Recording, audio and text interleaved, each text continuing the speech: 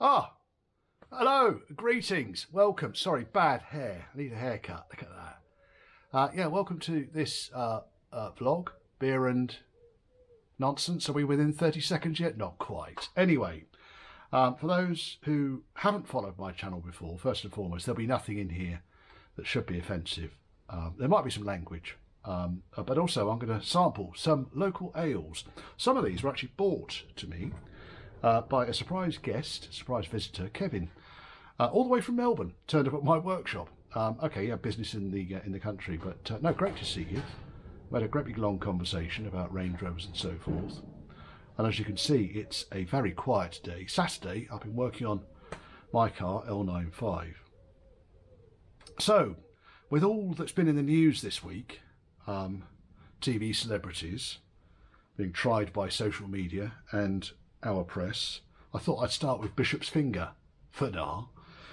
So yeah, Bishop's Finger, Shepherd's Neame. Oh, I had my eyes tested today, by the way, and they're fucked. I need stronger glasses, which is why I can't read anything, really. Anyway, it's a Kentish strong ale, brewed in Faversham.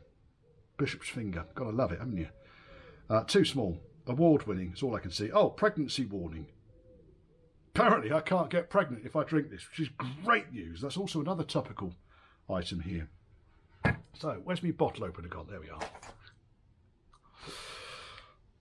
Let's try Bishop's Finger, Kentish Ale. Ready?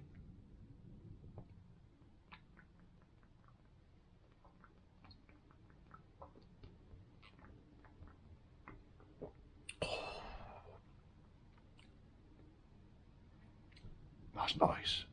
Pardon me, first burp. Oh, I chugged a bit too much of that. So this was 5.2%. It's one of your middling to average strength of beers. Can we read what's on the back here? Award-winning beer from Britain's oldest brewer. That's another big verb, sorry about that. Takes its name from ancient... Oh, for fuck's sake, I'll get my prescription upgraded next week, folks.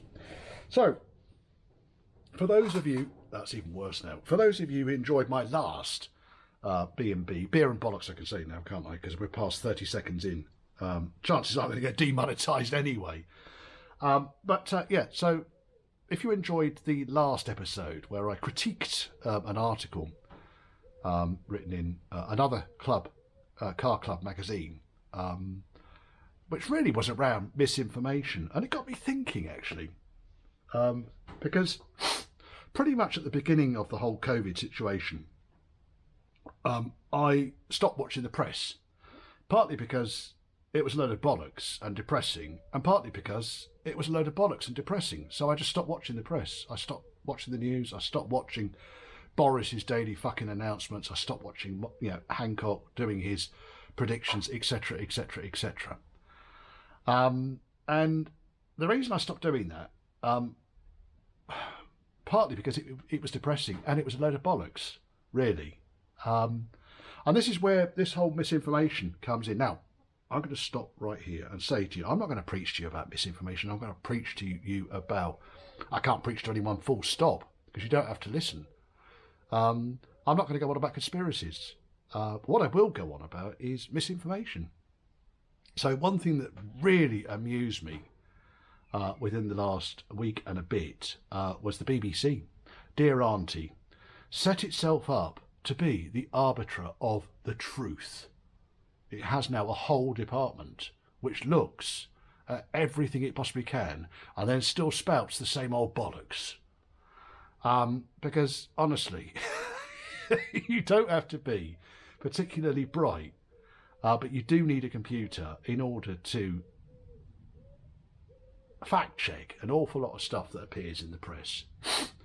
And I'm not going to discuss, like I said, I'm not going to dig into any particular subject here, so I'm going to try and keep it as central as I possibly can. But if we look at basically all of the extremist movements, I don't need to name any particular one. They're all pretty much the same kind of thing. They've then got the political situation in this country and in other areas of the Union, other countries in our Union.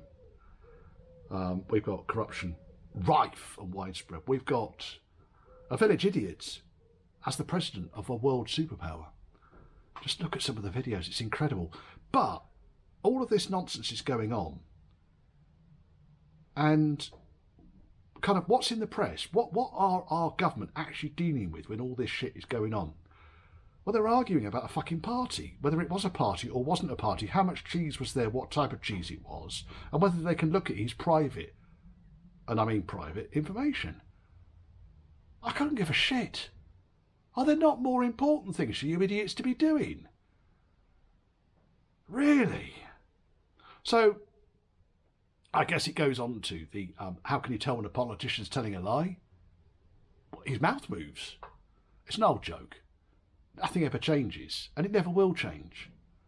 However, it now is becoming more apparent to me, maybe you as well, but the press is kind of following that narrative.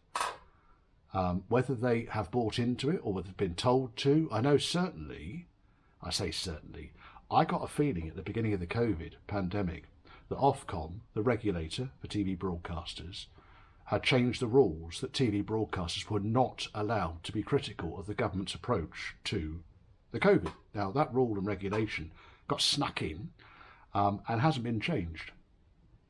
So it would appear that via Ofcom rules, the press, the media, still cannot be critical of the government's moves, intentions, whatever. But we can bang on about a fucking party. I hope it was a good one. Like I say, I couldn't give a shit. They're all as bad as each other, whether you're right, you're left, or whatever. I don't care.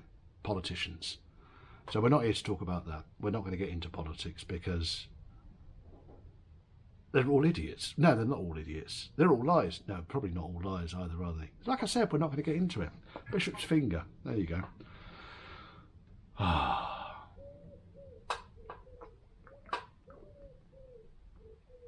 So, the whole misinformation thing, really, as far as I can see now, is being pushed by mainstream press. And I get the feeling that there is a bit of a rebellion brewing, a pushback. We're not talking like a French rebellion. No.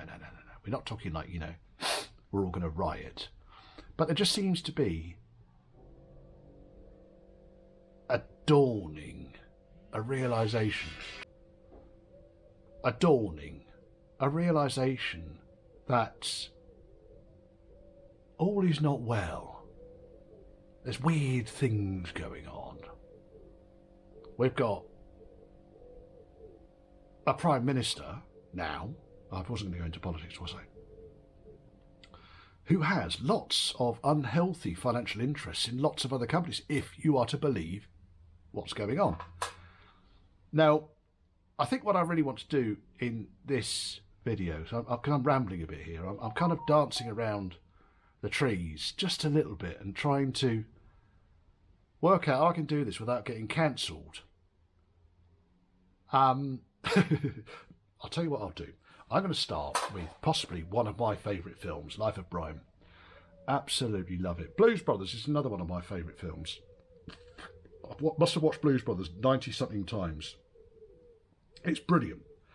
But Life of Brian, in particular, seems to have been written by Monty Python in the mid-1970s, very much with 2023 in mind. And when you go to IMDb, if you've never seen Life of Brian, by the way, because you are a child, then please watch it. It's fantastic. And it's very much of its time, but it's classic Monty Python, and it is brilliant. So, this was staged, by the way.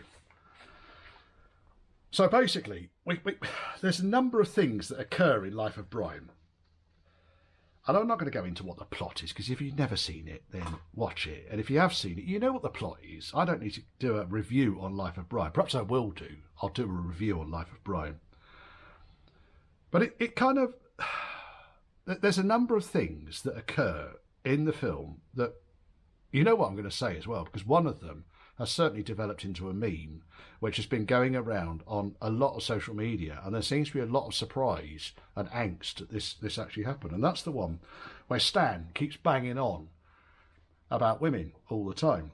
And Jodie says to him, why do you keep banging on about Stan? Women Stan. And he comes back, and it's like, well, because I want to be one. But anyway, the whole thing was mocked by Life of Brian, such that they were looking at an extremist organisation, the Judean People's Front, People's Front of Judea, fuck off, splitters. You'll know that if you've seen the film. But basically the whole parody was around Stan wanted to have babies. And John Cleese, who played the leader of the People's Front of Judea, was just like, you want to have what? And it just developed from there. And it ended up with, because they reached an impasse, that Stan wanted to have babies and wanted to be known as, I can't remember his name now. I've seen it that many bloody times, I'll think of it in a second. Loretta. From now on, I want you to call me Loretta. But why do you want to be Loretta, Stan? Because I want to have babies. You want to have babies? Where's the fetus going to gestate? You're going to keep it in a box? It was that kind of humour. But it was, and is, and remains. It's impractical. Anyway, so they reach this impasse, and at the end of it, Judith, who was Welsh, is Welsh, and Judith comes back and says, how about we fight for his right to have babies. Even though we can't have them, we'll fight for his right to have babies. And that was one of the things that happened in there. And then there was the stoning scene, which was just... Anyway, it sounds horrible if you've never seen the film. Watch Blazing Saddles too. It's not about racism or anti-Semitism. No. It's a film that can never be made again, but Mel Brooks made it, and it's a cracking film. And it just mocks so many extremist, out-of-date views. It's brilliant. And that was done in the 70s too. Anyway, so in the stoning, Matthias, son of Deuteronomy of Gath, was due to be stoned because he had declared to his wife that that piece of halibut was good enough for Jehovah. Anyway, after all this screeching and shouting, and the place is full of women who shouldn't be at stonings, apparently, basically just said, I don't think it ought to be blasphemy, just saying Jehovah. So basically what he's doing there is he's fighting for free speech. Now, this is something that we're finding we need to do now. And that's why I've just said what I've said. I've got absolutely no issue at all that if you wanted to be a fucking 8-foot cucumber, I don't care. Be what you need to be in life and be happy. But don't ram it down everyone else's throat. You don't need to. Absolutely don't need to. And don't feel that you're being bullied because people don't wholeheartedly accept your viewpoint. And that's kind of a little bit where this whole Matthias, son of Deuteronomy of Gath, came back and said, I don't think it ought to be blasphemy, just saying Jehovah. And every time someone said Jehovah, a stone got thrown. I won't spoil it for you if you haven't seen it. Watch the film. It is the funniest fucking scene ever. And the Romans are just completely out of control of this situation. They're just standing back, like the police stand back at one of these extremist rallies. They stand back and they just watch people beat the shit out of each other. And everyone's on the same side, but they're all beating the shit out of each other. Why? I mean, that was referenced in the scene just just after Stan wanted to be known as Loretta because he wanted to have babies. Brian turns up selling ocelot spleens, wolf nipple tips, dromedary's earlobes, etc., etc., etc. Rich imperialist titbits. Oh, yes. And this has turned out to be a review of Monty Python's Life of Brian, hasn't it, really? Anyway, Brian turns up and says to the People's Front of Judea, are you the Judean People's Front? John Cleese explodes. Fuck off. Judean People's Front? We're the People's Front of Judea. Wankers, splitters, wankers. And he went on and on and on like that. So you've got two groups that very clearly in the film are fighting the Roman occupation. which again turned out to be a huge joke. What have the Romans ever done for us? But they're not fighting together. They're fighting with each other. And I think this is kind of where the dawning is actually starting to happen. As you got now, people fight each other based on what they eat. So you got people like me that eat anything that's on a menu. You put it on a plate in front of me, I'll give it a go. If I don't like it, I won't eat it. If I do like it, I'll have some more. And you got other people shouting at me that, you know, meat is murder. You don't want to eat meat? Don't eat meat. But don't try and influence me, who's more than capable of making up my own mind on these things. Anyway, we'll come back to it in a second. So we've got that in Life of Brian as well. What else happened in Life of Brian? Jehovah. Oh, yes, great scene. So it's the bit just after Brian sleeps for the first time with Judith.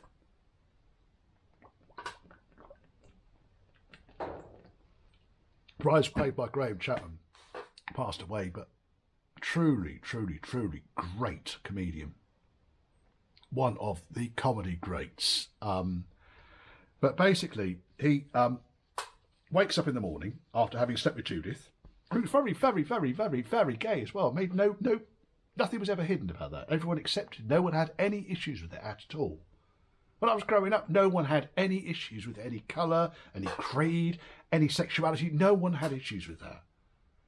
Come back to that in a minute. You hold that thought. There were people that did, but I didn't. Nor did many of my peers. We'll come back to that. Brian casts open the windows to his house, and there's like 1,000 people standing outside because they've been following him, because they think he's the Messiah. Anyway, his little speech comes out, and I'm actually going to read this from my notes here, because I probably could get it right, but then I've had a bishop's finger. So Brian starts out because his mum drags him to the door by his ear roll because they want to speak to him.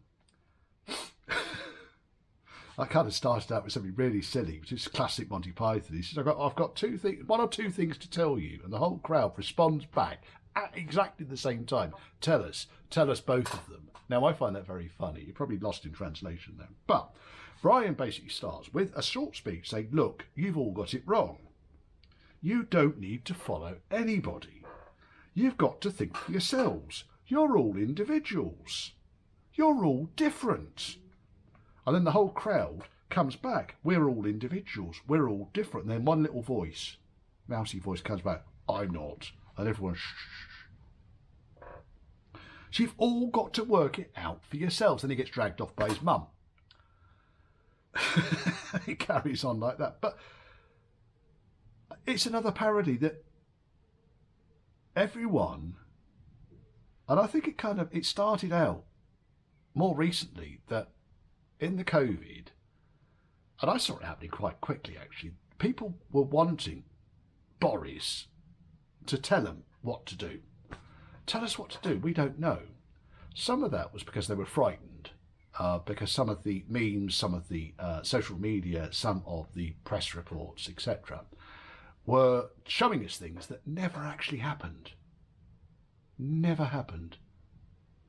Some of those things, quite a lot of those things in fact, never happened. Now, I'm not saying that it wasn't a pandemic. I'm not a COVID denier. It happened, etc. I'm not going to go into vaccines. I'm not going into any of that shit. What I'm going to talk about is that you don't need to follow anyone. You've got to think for yourselves. You're all individuals. You've got to work it out for yourself. Brian was right. Absolutely right. It ought not be blasphemy just saying Jehovah. You know, fighting with each other. It's a great film. Watch the film. It's brilliant. I love it. I might have to watch it tonight now. Upset my missus. That'll piss her off. What are we watching this for? Because it's funny, Jack. What I tend to do now is, because when you look at the press, if we looked at the press today, there will be the first 4 items will be about the Ukraine. There'll be something about Philip Schofield because he's being tried by social media, the press, and everything apart from the legal system at the moment, because there's something he's done or hasn't done, a lie he's told. Personally, I think that, you know, if he has been bisexual or homosexual all his adult life, then he's been living a lie up until the point he came out. Now, that's his business. That's not my business. It's nothing to do with me whatsoever. It doesn't matter that he's in the limelight. It doesn't matter that he is, you know, a highly paid TV celebrity. None of that makes it. It's his own life. I'm trying to think how I could do this without actually digging myself into a bloody corner. I think what I do is when something happens, I tend to catch the headline on the news and then turn it off. I'm not interested in watching all of the extreme left-wing Trotskyite members of the Bolshevik Broadcasting Corporation. The arbiters of the truth, don't forget that. Don't forget, if it's on the BBC, it's already been through their fact-checking. It's going to be true. Yes. Fucking hell. You believe that? You're going to believe that paying tax fixes the climate? I mean, honestly, let's be blunt about it, eh? You're going to believe that your EV is saving the planet? Let's be blunt about it. And sometimes you've got to call out the elephant in the room. And I think when you start broadening your listening, your reading material for what is actually going on in the world, and again, I'm not talking about conspiracies, shit like that. Funnily enough, though, quite a few conspiracies have come out to be true. Like a certain president's son. Oops. Yeah, that was come out. And the Donald was absolutely bang on about that, as was the Donald was absolutely bang on about Germany's utter reliance upon the Russian bear. Yeah, the Donald was right about that one as well, yet he was laughed out of the EU. But you generally find that when you get someone like that that's a little bit, he's not playing the game, he's not towing the party line, don't you find that their reputation is trashed? I expect my reputation is going to be trashed now. Well, it couldn't be trashed anymore, could it, really? Let's face it.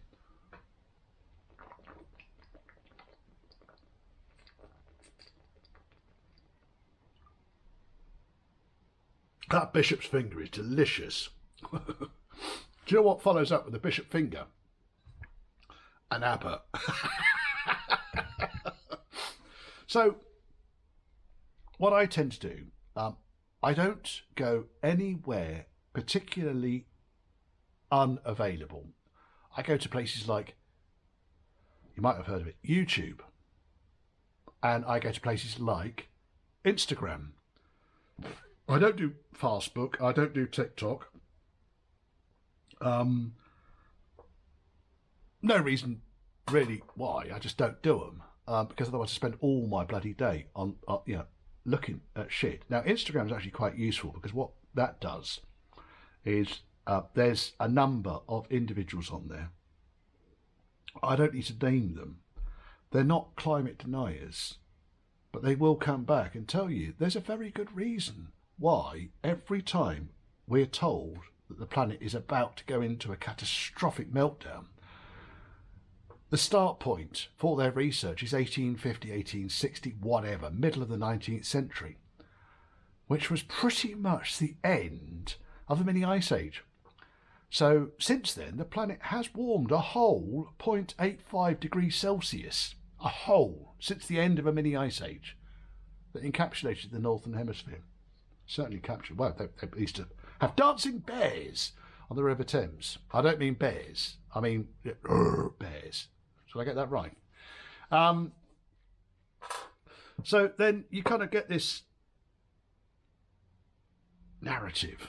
It's a good word, though. You get this narrative that comes out of there that humankind is killing the planet.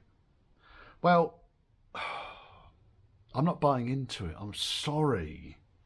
And there's people out there calling me a flat earther and a heretic. I know it. But you know from my previous videos, electric vehicles, fantastic idea. Love it on a small scale.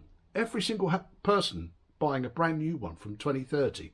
We're going to fuck the planet up. Properly. Proper fucked. What, fucked or proper fucked? To quote another film, what was that? That was Snatch. Was it Snatch? I think it might have been. Not that sort of Snatch. It's a Guy Ritchie film, I think. I think it was. Correct me if I'm wrong down below. I've been rambling, haven't I? Right, let's finish this and go to another beer. Bishop's Finger gets a thumbs up. Now, Ringwood 49er, Ringwood, or Abbott. Gonna open it using my dick. If you're still watching, you're probably shouting at the television, you dick. I'm ready. Right, Abbott. I've just had a mouthful of the Bishop Finger, so I need to clear my palate. So, yeah, so when it comes to Instagram, there's lots of snippets that come from Congress. There's quite a lot. There's an awful lot that's concentrating on Joe Biden's earlobes. Honestly. Some of these conspiracies are getting pretty deep. But when some of those conspiracies that were seeming quite obscure a little while ago are now real, you start to wonder. It was crazy. If you're British, you'll know the Monster Raving Loony Party. They stand at most elections, and most general elections, I should say. And Lord Such, when he started Monster Raving Loony Party back in the 60s, some of his policies have now become law. So passports for pets, ban hoodies, wear top hats, silly things like that. So the whole thing was, but some of his lunatic policies have actually gone through. Passports for pets. Yeah, this is the world we're living in now. Right, so yes, there's an awful lot on Instagram that I watch, and then also I watch a lot of the less conspiracy type news channels. So there are some real conspiracies on YouTube, and they will often get wiped out quite quickly. However, there's an awful lot of news on this. You've got GB News, one of the most successful news channels on YouTube, as is Sky News. Sky News Australia is a particularly entertaining one because they have a lot of British presenters on that as well. And they talk about current issues. There is Black Belt Barrister. I really like watching Black Belt Barrister. British, genuine barrister, talks in legal terms about situations that are currently occurring and what the impact might be of those. Very, very, very entertaining. And I listen to this stuff on my headphones while I'm working. So it's not about conspiracy, and it's not about being preached out or indoctrinated into some alt-right environment, but it is giving me an alternative narrative on what's actually being told to me by the mainstream media. Bear in mind, Ofcom rules about contradicting the government's regulations about COVID, and that's still in place, and we don't. I couldn't tell you what the comment down below. Tell me what that narrative. I just seem to recall it at the beginning of the COVID. I got picked up somewhere. So YouTube's very good on that, and I'll put down below. I'll put in the description below a link to a number of the YouTube channels that I follow, and none of them are particularly. Well, none of them are offensive. None of them are extreme right wing or even right wing. My views very much down the middle. Enough to live and enough to share. There you go. Enough to live, enough to give. It's my mantra. It's what I live by. I'm not giving you any of this Abbott though. Right, let's try the Abbott. Right, so Abbott Ale is it's from the Green King Brewery in Bury St Edmunds. And really, you need a pair of Abbotts because a pair of Abbotts beats just about anything. But again, it's a strong ale. So like the Bishop's Finger, which was 5.2%, this one's 5%. 5%. Brewed in the heart. I like this already because they put decent sized text on the back of it. Brewed in the heart of Bury St Edmunds, where brewing in the town's great abbey can be traced back to 1086, William the Conqueror's time. This irresistible ale has masses of fruit cake characteristics. Fruitcake characters? Okay, fruitcake characters, sorry, not characteristics, a malty richness and superb hop balance. Brewed longer for a distinctive full flavour. No, I love this stuff, I really do. This is a good ale, this one. But it's one of these that I couldn't neck 4 of these because I might be on my back, but it's a good strong ale.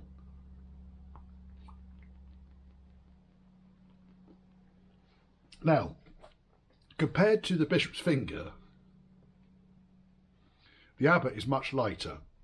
This is quite a full-bodied, quite a heavy-duty. This is a fighting ale. This one punches your taste buds.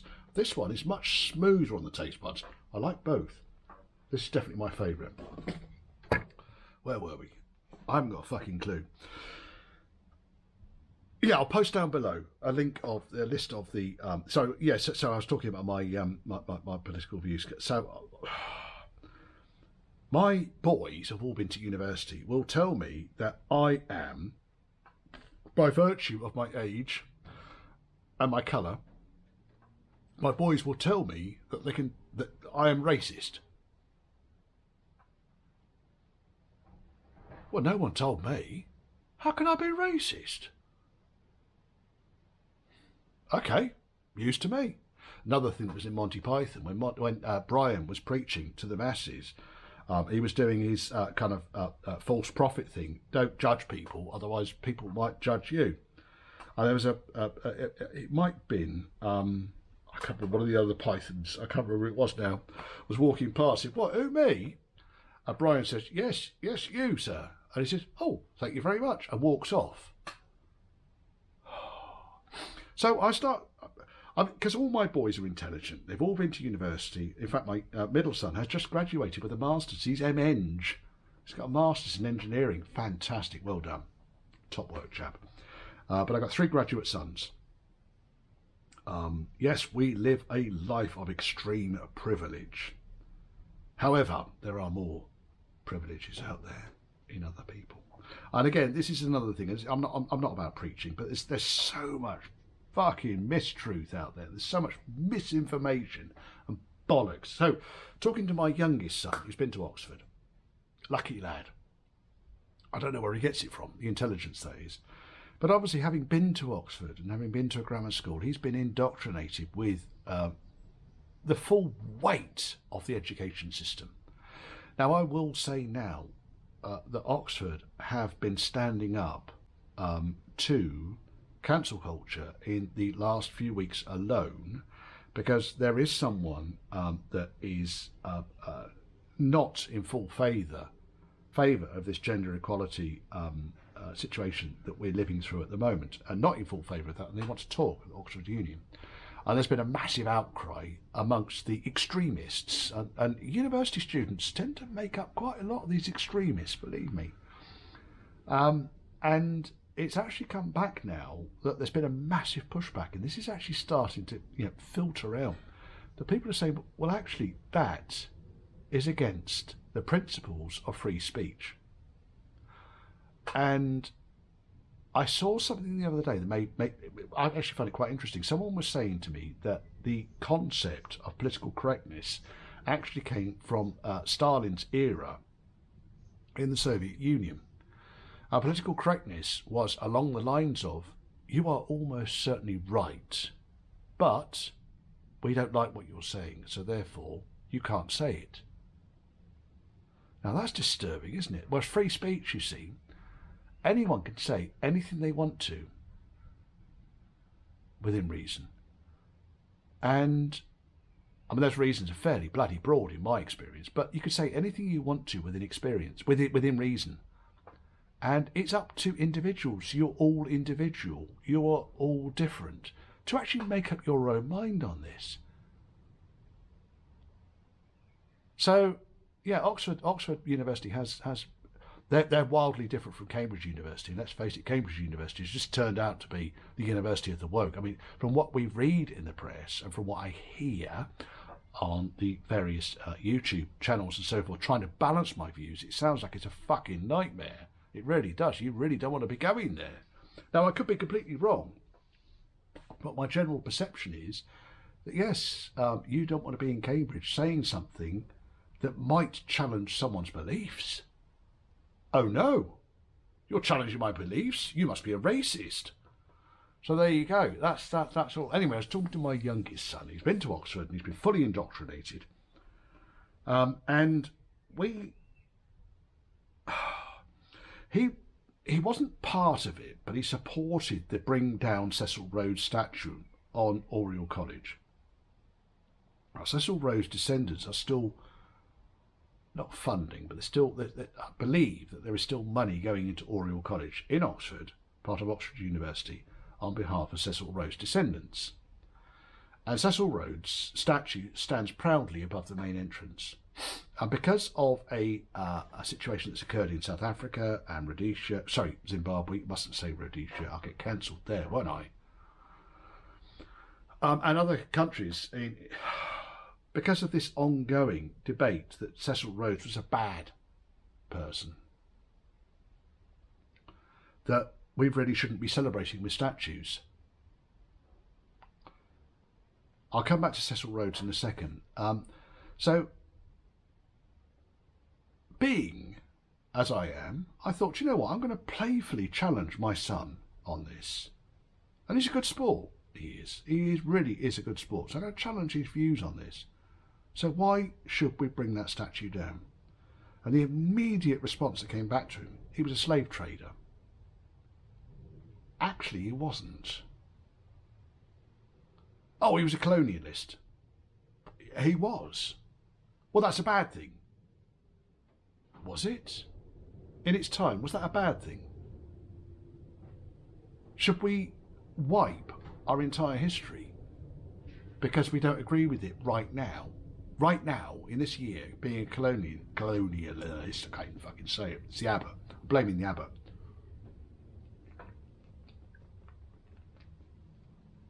Is it not better to learn from history rather than try and wipe it out? Many others have said it, but this conversation I was having directly with my son. And it's quite easy, unfortunately, it's quite easy to shoot down his logic. Because his logic is based on what he's been taught through his education system, through an extreme, and I say extreme, left-wing ideology. And when it comes to extreme anything, I don't think there's any place in society for it. I really don't. I think extreme, it doesn't have a place. Now, extreme can talk, but should extreme then be forced upon our kids when they go through an education system? So, my son is actually a whistleblower. Here we go. He's a whistleblower. And the reason he's a whistleblower, unintentionally, is because we started talking about education. And he was like, because when he starts to lose an argument, like all extreme, mainly left ideologies, blah, blah, blah, when they start to, there's lots of burps there, sorry about that. When they start to lose an argument, they generally get quite personal. Oh, that's because you're a racist. Oh, that's because you're white and middle-aged. Oh, that's because of your white privilege. Oh, that's because of... And it's all bollocks, I'm afraid. White privilege. There's my white privilege, sitting there at nearly 7 o'clock on a Saturday night, having worked all day long, busting my arse, maintaining the house and the... We don't need to go there. Anyway, so I actually thought, you know what, I'm going to start to explore this. Why has my son got these ideas? Why does my oldest son think, and he's lost this idea now, but when he first left university, he was very, very, very firmly of the idea that he was working class. Sorry, chap, you might like the ideology of the working class, the go-getters, the hard-working core of the country. Salute all of you. But we all work hard. And we all do our best for the country. lost my train of thought there. Better have a mouthful of beer. See, what was happening there was I was getting political.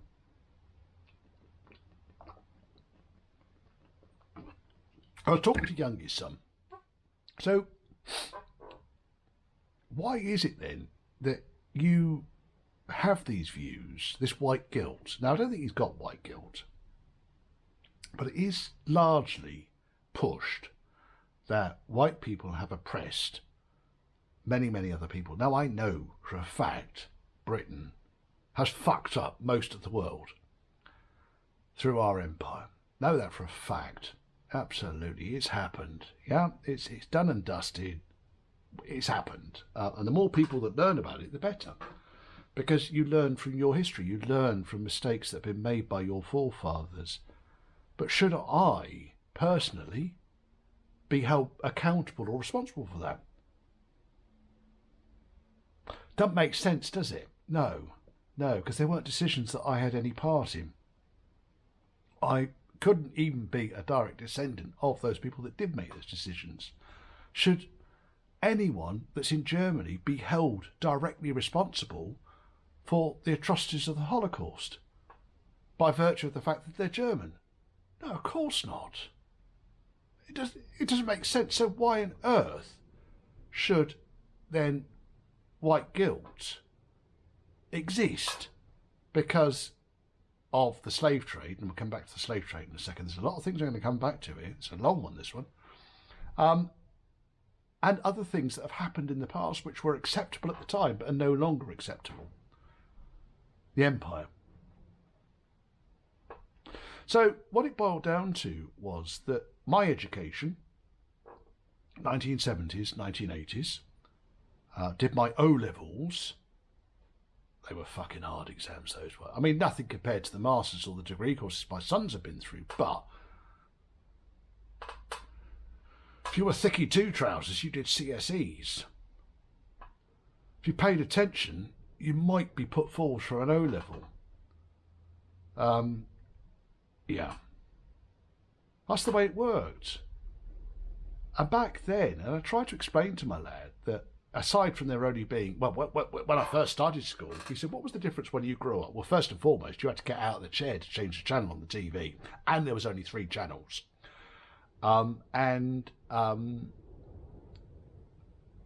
If you wanted to make a phone call, you had to walk to the thing on the wall with the cord attaching it to the wall. One flavour of ice cream, one flavour of crisps. I remember when cheese and onion crisps came out. I never liked them. Never liked them. I'll eat them, but I don't like them. But the other thing that happened at that point, and it's possibly because my education was in the 70s and my parents had grown up within living memory of austerity and the country fighting to get back from the horrors of World War II.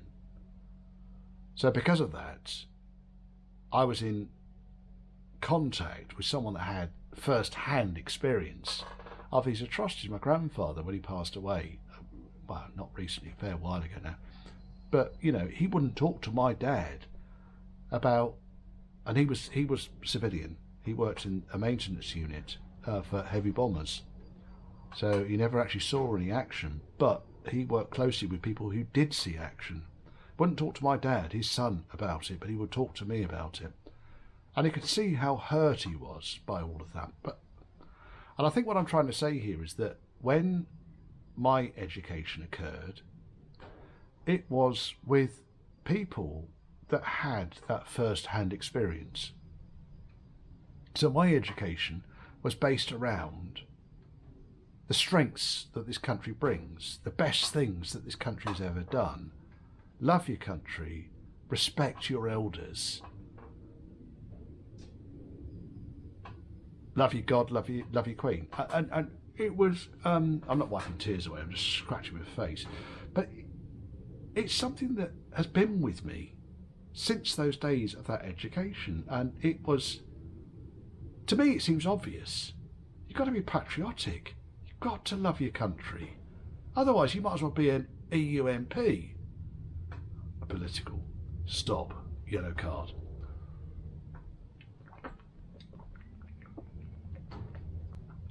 So then I studied, because my youngest son comes back to me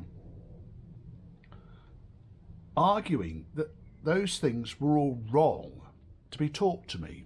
Those things were hiding the problems that this country has caused. I know what problems this country has caused because I'm bright and I've researched, and we were actually taught a lot of stuff in our education system.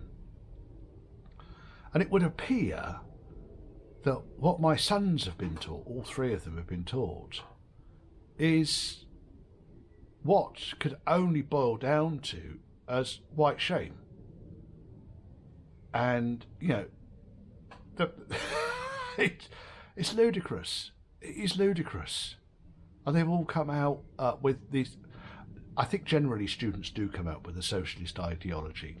And there's nothing wrong with socialism. And if I'd had £1 for every time socialism had worked, I'd have no pounds, which is ironically exactly how many pounds I would have when socialism doesn't work. Again, we've gone political, Richard. I know people that are very, very firmly in belief, people that have come from behind the Iron Curtain, when the Iron Curtain was up. If you don't know what the Iron Curtain is, fucking research it. Sorry, folks. But I know people, friends, good friends, who have lived behind the Iron Curtain and can understand the benefits of that, but see how easily that is corrupted by the rich trappings of the West. And those rich trappings of the West, are they frivolous? Do we need the technology?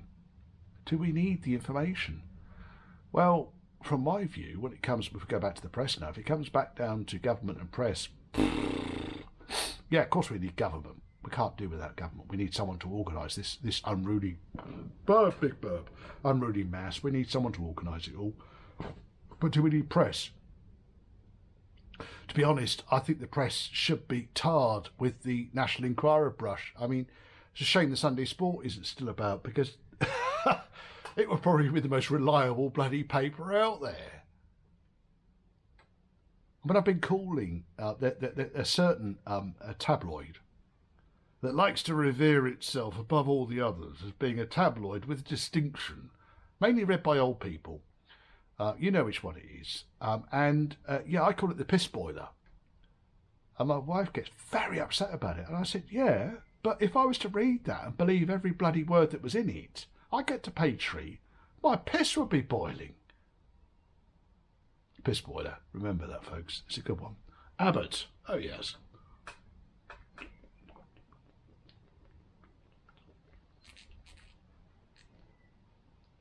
So, why is our education system in this country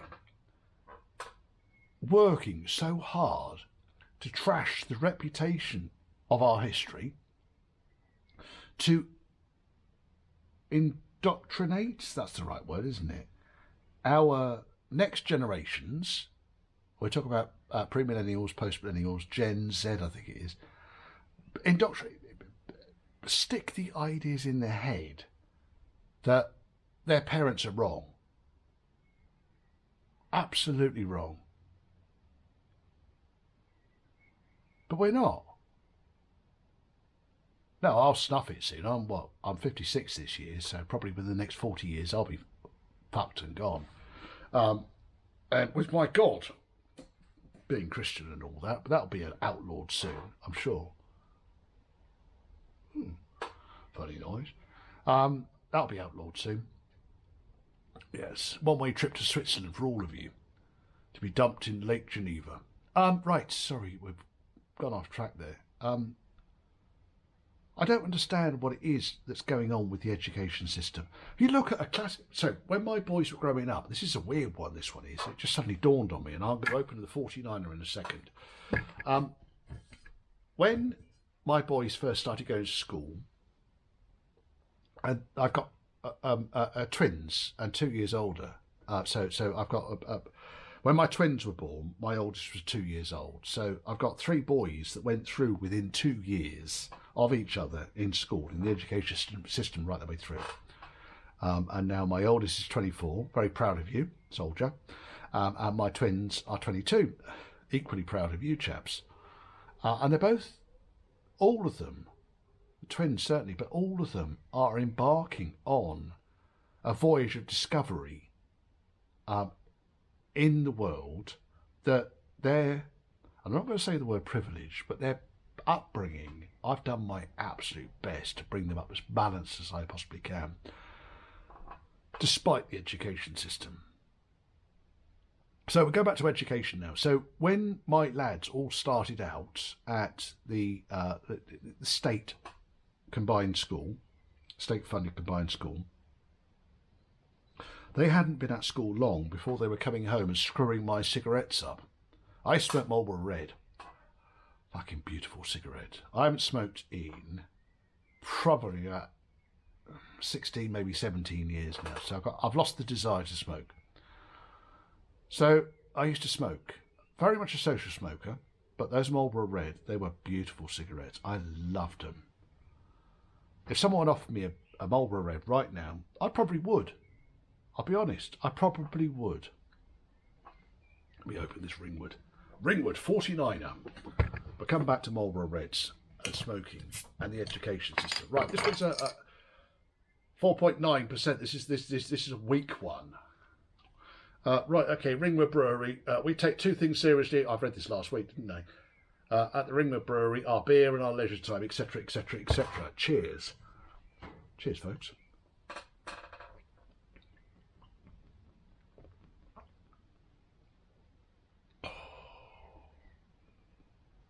That's got a fruity taste to it. Very much.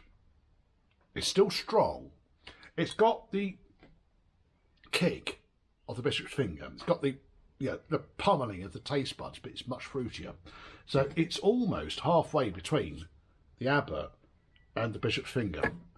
I don't know why I keep sticking my tongue out.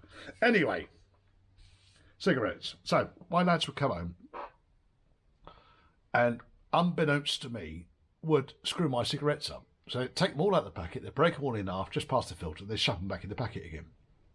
So when I get in my car and I fancy a cigarette, which wasn't all the time, I wasn't a chain smoker, I wouldn't smoke regularly. If I got through 20 in a week, I'd be doing well. Light a cigarette, the fucking thing wouldn't light. What's going on here then? They realised they'd been snapped. You little bastards, what have you done that for? So I ask him, they're like, oh, you shouldn't smoke, it's going to kill you. Well, I tell you what, breathing's going to kill you. It's the only thing that's yet been proven to consistently cause death is breathing. They wouldn't have it. No, so it kept happening. So eventually I went to roll-ups, and then they just kept the roll-up tin and they just tip it out. So I go to get a roll-up, and I could roll a cigarette, almost one hand. Once I got it all laid out, I could then roll it in one hand. So I did all that. Yeah, they tip it out.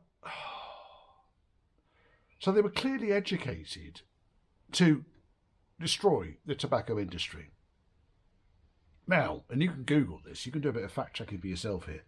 Look at which age demographic is the biggest smokers at the moment. Oh shit, 22 to 30-year-olds. It's the same little fuckers that were screwing my bloody cigarettes up. Now, none of my boys smoke. But it's the same little fucking generation that was screwing my bloody cigarettes. So what's the education system actually done for them? Well, it's pissed off their parents is what it's done.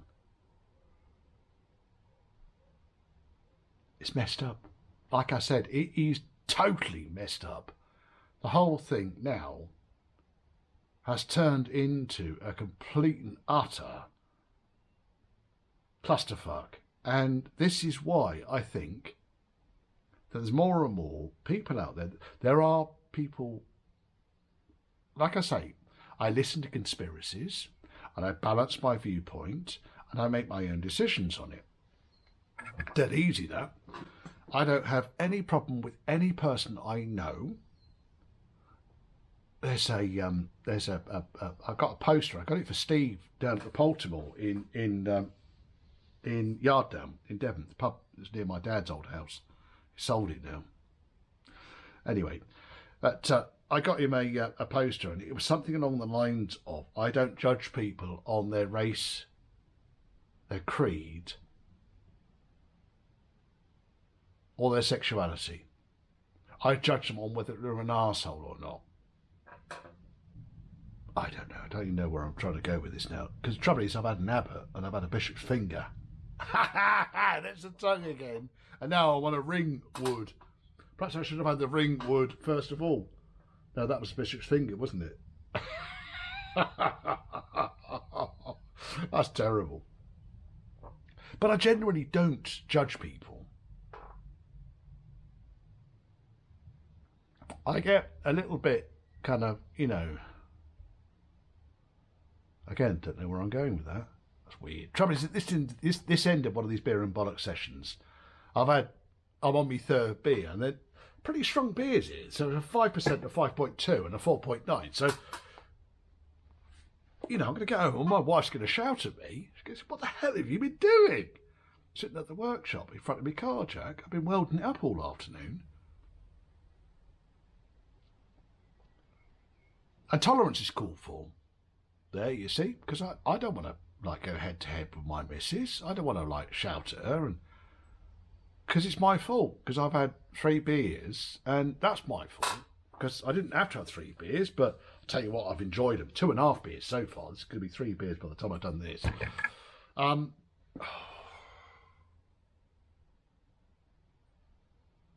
think we've rambled out here, haven't we? I'll tell you one thing, by the way. My mood has increased significantly. I don't mean after 2.5 strong beers. I mean since spring has finally arrived.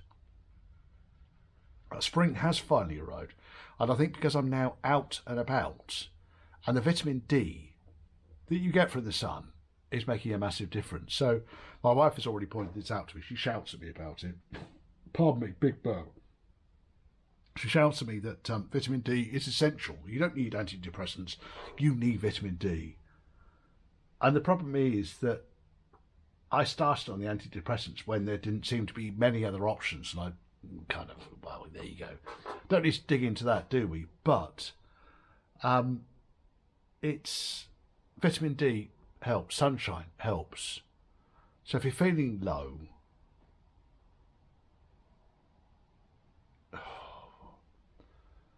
it's never the end of the world. It really, despite what you see on the press, despite what St. Greta says, despite what the WEF says, WHO says, despite what all of them say, it's never that bad.